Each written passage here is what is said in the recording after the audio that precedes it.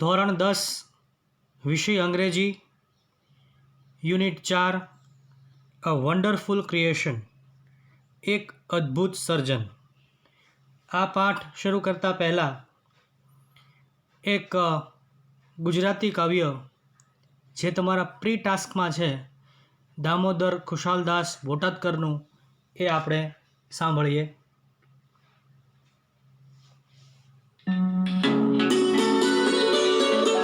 કવિ શ્રી બોટાદકરે લખેલું અને પાઠ્યપુસ્તકોમાં વિદ્યાર્થીઓને ભણાવવામાં આવતું ખૂબ જ લોકપ્રિય ગીત એટલે જનનીની જોડ સખી નહીં જડે રે લોલ.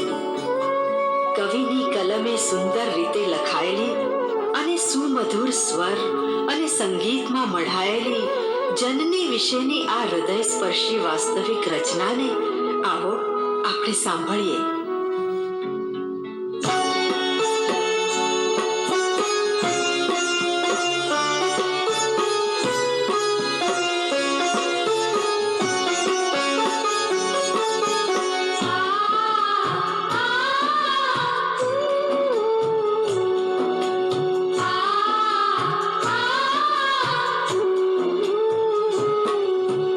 मीठा मधुर मीठा में बुला रे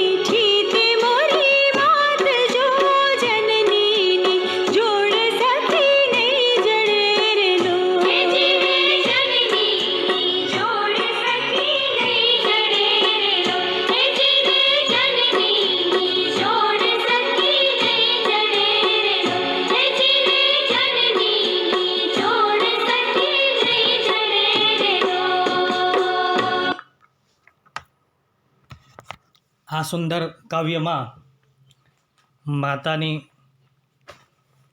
બાળક પ્રત્યે એનો માતાનો મહિમા વ્યક્ત કરવામાં આવ્યો છે. અંગ્રેજીમાં પણ એક કહેવત છે, God can not reach everywhere so he has created mother. તો સુંદર આ માતાનું ગીત સાંભળ્યા બાદ વન્ડરફુલ ક્રિએશન યુનિટ સ્ટાર્ટ કરીએ. Unit 4, actually this unit is 4, wonderful creation. The good Lord was extremely busy that day. એ દિવસે ઈશ્વર ખૂબ વ્યસ્ત હતા. He was into his 6th day of overtime. કામના બોજાનો તેમના માટેનો આજે 6થો દિવસ હતો. When he was working with full concentration, જ્યારે તે ખૂબ એકાગ્રતાથી કાર્ય કરતા હતા. કન્સન્ટ્રેશન એટલે એકાગ્રતા.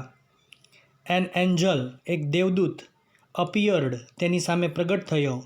એન કોમેન્ટેડ અને તેને કોમેન્ટ કરી, ત્યાં જઈને એક ટીકા કરી. You are taking so much care for creating this creature. આ પ્રાણીના સર્જનમાં તમે વધારે પડતી કાળજી લઈ રહ્યા છો. ધેટ ઇઝ ટ્રુ, તે સાચું છે. સેડ ધ લોર્ડ, ભગવાને કહ્યું. Do you want to know the details? શું તમારે તેની વિગતો જાણવી છે? What are they? The angel was curious. શી વિગત છે? દેવદૂત જાણવા માટે જિજ્ઞાસુ થયો, ઉત્સુક થયો. ભગવાન માતાની બધી જ વાત કહે છે. All her part should be movable and replaceable too. તેના બધા અવયવો હલનચલન થવું જોઈએ અને તે બદલી શકાય તેવા પણ હોવા જોઈએ. She has a lap that disappear when she stands up. તેણીને એક ખોળો છે, જ્યારે તે ઊભી થાય છે ત્યારે તે અદૃશ્ય થઈ જાય છે. Mother's lap is a university for the child. એવું કહેવત છે કે માતાનો ખોળો એ બાળકની એક યુનિવર્સિટી બરાબર છે. તો I have to endow her with a kiss that can cure everything from a broken leg to a broken heart. આગળ ભગવાન કહે છે, મારે એક એવું ચુંબન તેમાં મૂકવું છે જે બધા ઉપચાર કરી શકે. ભાંગેલા પગથી ભાંગેલા હૃદય સુધી તે બધું સમૂહ કરી શકે. મોરેવર, વધારામાં, she has to have 6 pairs of hand. તદુપરાંત તેને હાથની 6 જોડ હોવી જોઈએ. She must be able to run on any food available and should have 3 pairs of eyes. કોઈ પણ ખોરાક પર તે નભી શકવી જોઈએ અને તેને આંખની 3 જોડ હોવી જોઈએ. તો અદ્ભુત સર્જનમાં ભગવાન કહે છે કે માતાના બધા અવયવો હલી ચલી શકે તેવા હોય છે અને તેને બદલાવી શકાય છે, રિપ્લેસ કરી શકાય છે. માતાની અંદર 6 pairs of hand એટલે કે 6 હાથની શક્તિ. એક પરિવારમાં 6 જણા રહેતા હોય તો 6 એનું કામ માતા કરતી હોય, તો તેના હાથમાં 6 જણાની શક્તિ છે અને માતાને 3 આંખો હોવી જોઈએ. તો Angel shook his head slowly. દેવદૂતે ધીમેથી માથું હલાવ્યું. એન્ડ સેડ, અને કહ્યું, અ માઇટી ઇમ્પોસિબલ ટાસ્ક. આ તો ખૂબ જ અશક્ય કાર્ય છે. ટાસ્ક એટલે કાર્ય, ઇમ્પોસિબલ એટલે અશક્ય. આઈ સપોઝ, હું ધારું છું. 6 pairs of hand, no way. અને હાથની 6 જોડ અસંભવ. નો, these hands are not a problem for me. It is the 3 pairs of eyes that the mother have to have. Lord looked puzzled. ભગવાને કહ્યું, ના, આ હાથની મને કોઈ સમસ્યા નથી. માતાઓને આંખોની 3 જોડ હોવી જ જોઈએ એ સમસ્યા છે. ઈશ્વર મૂંઝાયેલા લાગતા હતા. Oh, so you are creating a standard model of a mother, but 3 pairs of eyes, what for? The angel got interested. અરે, તમે તો માતાની એક આદર્શ મૂર્તિ તૈયાર કરી રહ્યા છો, પણ આંખોની 3 જોડ શા માટે? હવે દેવદૂતને વધુ રસ પડવા લાગ્યો બાબતમાં. હવે ભગવાન કહે છે કે આ 3 આંખોની જોડ શા માટે છે? One pair that sees her children through close door. એક એવી જોડ જે પોતાના બાળકોને બંધ દરવાજાની આરપાર જુએ છે. Another pair to look at the children and say I understand and I love you without uttering word. અને બીજી જોડ એક પણ શબ્દ બોલ્યા સિવાય બાળકોને જોઈને કહે છે, હું સમજું છું અને હું તને પ્રેમ કરું છું. And third pair to see all the secret the things without opening them. અને ત્રીજી જે જોડ છે આંખોની, એ બધી ગુપ્ત વાત જાણી શકે છે, બધા રહસ્યો બાળકના જાણી શકે છે. Lord requested the angel, please go to bed, do not take so much trouble in a single day. હવે ભગવાનને કહે છે દેવદૂત, કૃપા કરીને સૂવો, એક જ દિવસમાં એટલો શ્રમ ન કરો. દેવદૂત ભગવાનને એવી વિનંતી કરે છે કે હે ભગવાન, તમે સૂવો. I can not, he refuse. ભગવાન ના પાડે છે કે હું ના સૂઈ શકું. રિફ્યુઝ એટલે મના ફરમાવી, ના પાડવી. I have almost completed the work. મેં મારું મોટા ભાગનું કામ જે છે એ તો પૂરું કરી દીધું છે. I have put the best of my ideas in two this model. ભગવાન કહે છે કે મેં મારા ઉત્તમમાં ઉત્તમ વિચારો અને શ્રેષ્ઠ કલ્પનાઓ માતાની મૂર્તિમાં કંડારી છે. Now this mother will heal herself when she is sick. હવે માતા જ્યારે બીમાર હશે ત્યારે તે પોતાની જાતને સાજી કરી શકશે. પોતાની જાતને સાજી કરવાની શક્તિ માતામાં છે. She would be able to feed a family of 6 member only on a half a kilo of cabbage. માત્ર અડધો કિલો કોબીમાં કુટુંબના 6 સભ્યોને ખવડાવી શકે, અને તે શક્તિ ભગવાને તેનામાં આપી છે, વ્યવસ્થાપનની શક્તિ. And she could manage a child's bath, play, study, food and sleep without getting irritated. અને સહેજ પણ ચીડાયા વગર તે બાળકને સ્નાન, રમત, અભ્યાસ, ખોરાક અને નિંદ્રાની સંભાળ લઈ શકે છે.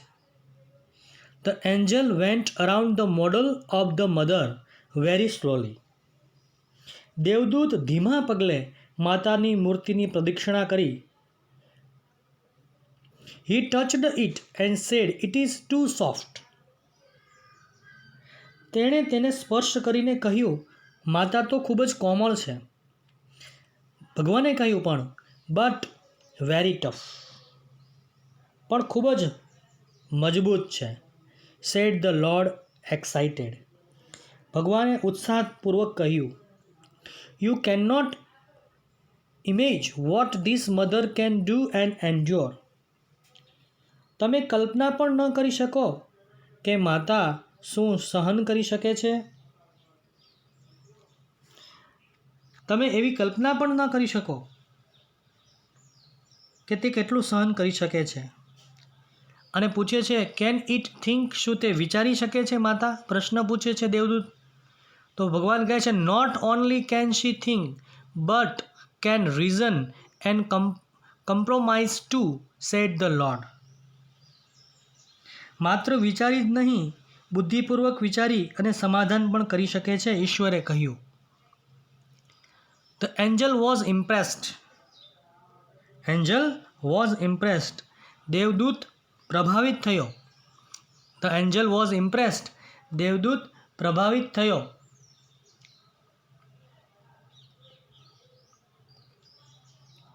હી went closer to the model. તે માતાની પ્રતિકૃતિની બરોબર પાસે ગયો and moved his finger across the cheek, અને ગાલ પર આંગળી ફેરવી. Oh lord, her eyes are leaking. હે ભગવાન, તેની આંખો ચૂવે છે, તેની આંખોમાંથી પાણી નીકળે છે. How did this happen? આ કઈ રીતે બન્યું? It must be a tear. ભગવાન કહે છે તે કદાચ આંસુ હોવું જોઈએ. I have not put it there. મેં તે આંસુ ત્યાં મૂક્યું નથી. It is a miracle. તે એક જાદુ છે. The lord exclaimed. ભગવાને ઉદ્ગાર સાથે કહ્યું. But what is it for my lord? તો ભગવાન, આ આંસુ શેના વિશે છે, શેના માટે છે? It is something unique. ભગવાન કહે છે આ આંસુ અજોડ છે. યુનિક એટલે અજોડ. મે B it is four pain. કદાચ તે કોઈ વેદના, પીડાનું હોઈ શકે. જોય, આનંદમાં પણ આંસુ આવી શકે. પ્રાઇડ, ગર્વનું પણ આંસુ હોય. ડિસઅપોઇન્ટમેન્ટ, નિરાશાનું પણ આંસુ હોઈ શકે. લોનલીનેસ, એકલતાનું પણ આંસુ હોઈ શકે. The lord explain. ભગવાને સ્પષ્ટતા કરી. What a wonderful creation. કેવું અદ્ભુત સર્જન.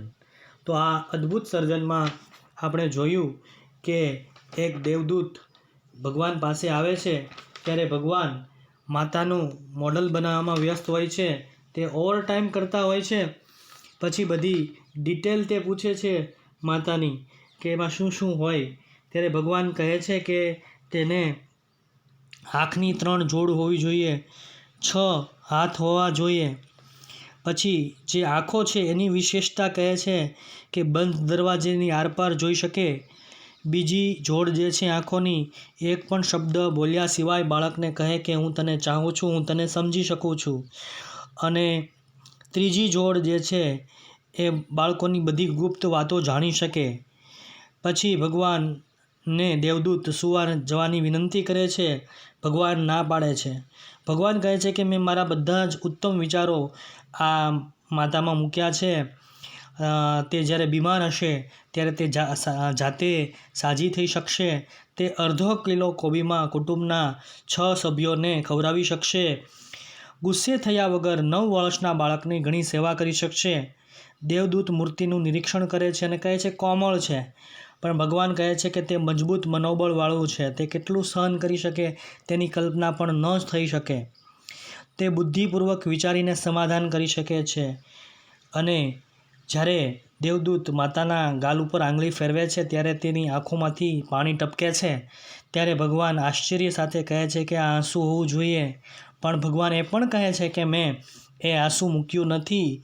તો આંસુ શેનું હોઈ શકે તેની કલ્પના આપણે કરવાની રહી.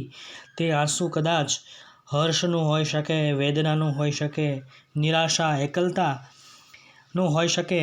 એક અદ્ભુત સર્જનની વાત અહીં રજૂ કરવામાં આવી છે. સુંદર મજાનો પાઠ, અદ્ભુત સર્જન. હોમવર્કમાં તમારે આ ગ્લોસરીઝ લખવાની છે. કન્સન્ટ્રેશન એટલે કે ધ્યાન, એકાગ્રતા. એન્જલ એટલે કે ભગવાનનો દેવદૂત, મેસેન્જર. લેપ એટલે ખોળો. અટરિંગ એટલે બોલવું. હીલ એટલે સાજું કરવું. એન્ડ્યોર એટલે સહન કરવું. કમ્પ્રોમાઇઝ એટલે સમાધાન કરવું. જીનિયસ એટલે કે ખૂબ જ બુદ્ધિમાન. લીકેજ એટલે પાણીનું પ્રવાહિત થવું. મેબી એટલે કદાચ, પરહેપ્સ. એક્સ્ટ્રીમલી એટલે ખૂબ જ. રિપ્રેસેબલ એટલે બદલી શકાય તેવા. પઝલ એટલે ગૂંચવાયેલું. સ્ટાન્ડર્ડ એટલે કે યોગ્ય, ઊંચી ગુણવત્તાવાળું. મોર એવર એટલે વધારામાં. રિફ્યુઝ એટલે મના કરવું. ઇરિટેટ એટલે પરેશાન કરવું. રીઝન વિચારવું. રીઝન એટલે કારણ. મિરેકલ એટલે જાદુ. યુનિક એટલે અજોડ. ક્રિએશન સર્જન. એક્સપ્લેન એટલે સમજાવવું. ઓવર ટાઈમ એટલે વધારાનો સમય. કોમેન્ટ એટલે ટીકા કરવી, ડિટેલ એટલે માહિતી, સિક એટલે બીમાર, પ્રાઇડ એટલે ગર્વ. આ હોમવર્કમાં એકવાર લખજો. આભાર, તમે આ વિડીયો નિહાળ્યો. આશા રાખું છું કે તમને આ પસંદ પડ્યો હશે.